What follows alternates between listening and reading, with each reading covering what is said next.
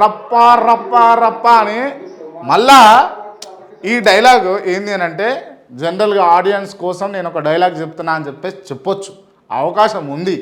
కానీ అన్న నేను ఒక డైలాగ్ చెప్పాలి చెప్పొచ్చా అని చెప్పేసి అటు తిరిగి రేవంత్ రెడ్డిని అడిగి మరి భక్తి విక్రమార్క ఉన్నాడు ఆడ, విక్రమార్కను అడగొచ్చు. లేదు అని అనుకుంటే అత్యంత ఆప్తులు సన్నిహితులు దిల్ రాజు ఉన్నాడు, ఆయనను అడగొచ్చు.